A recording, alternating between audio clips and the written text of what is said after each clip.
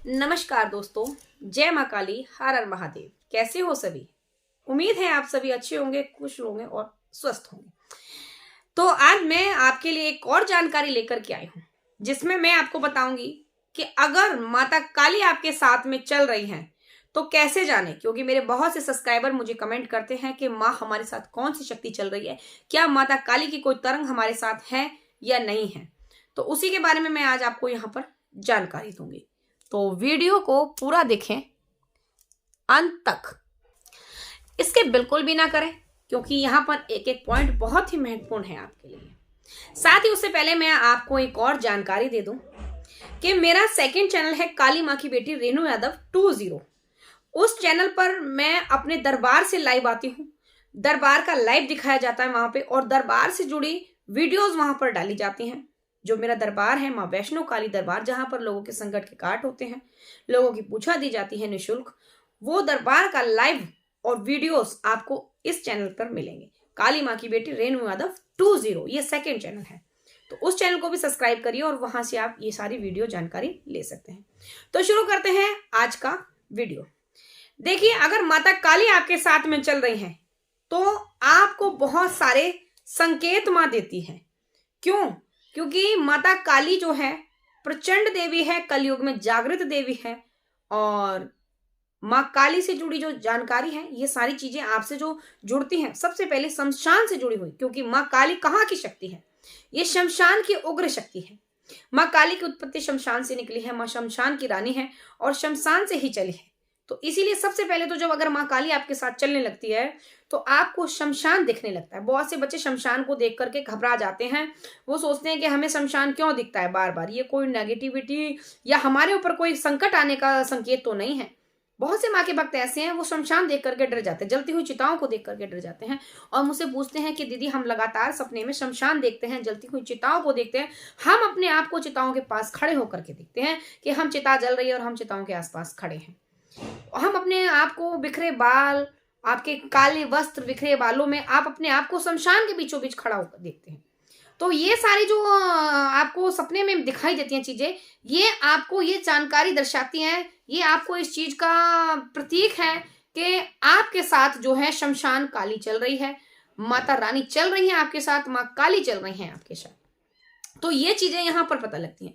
दूसरा संकेत कि अगर माँ भगवती आपके साथ में चल रही है तो सपने में आप ऐसे ऐसे मंदिरों के दर्शन करेंगे, माँ के सिद्धपीठ मंदिर, जैसे दिल्ली की कालका रानी, कलकत्ते वाली, बंगाल की रानी और अनेकों माँ के ऐसे मंदिर जहां आप कभी नहीं गए, आपने कभी देखे तक नहीं है। ऐसे मंदिरों के दर्शन जो है आपको सपने के माध्यम से होंगे।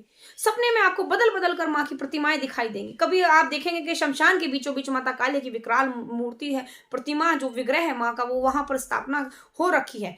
आप वहां पर स्वयं माँ की स्थापना करवा रहे हैं और खड़े हैं आप वहां पर।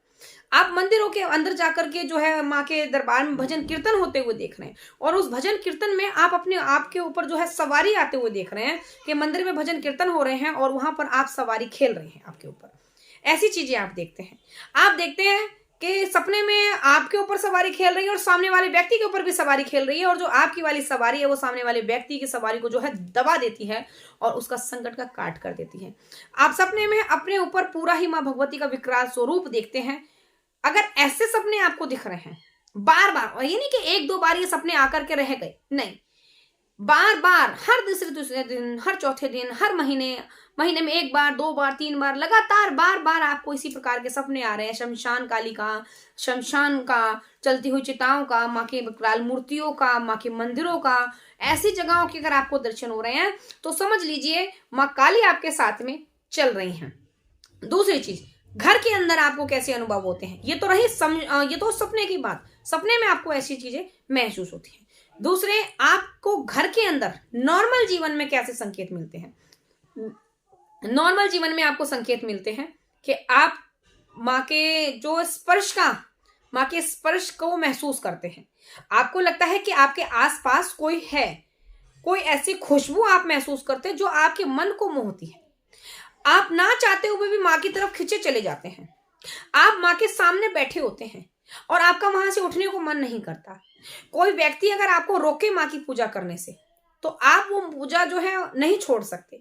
आप उस व्यक्ति को छोड़ सकते हैं लेकिन माँ की पूजा को नहीं छोड़ सकते। आपको कहीं जाना है और उसी समय आपका पूजा का समय हो रहा है, दोनों ही समय निश्चित है, लेकिन आपका जो मन का खिंचाव वो माँ की तरफ खिंच रहा है। बजाय इसके कि आप कहीं जाना इंपॉर्टेंट है, वहां से आपको लाख रुपए मिल रहा है, लेकिन नहीं, आपके लिए वो पूजा का समय निश्चित है, आपको वो पूजा करनी है, तो आप उस पूजा को नहीं छोड़ सकते। तो ऐसी स्थिति में समझ लीजिए कि आपके साथ जो माँ भगवती कृपा चल रही है और माँ अपने आप से आपको दूर नहीं जाने देगी, बिल्कुल भी नहीं जाने देगी।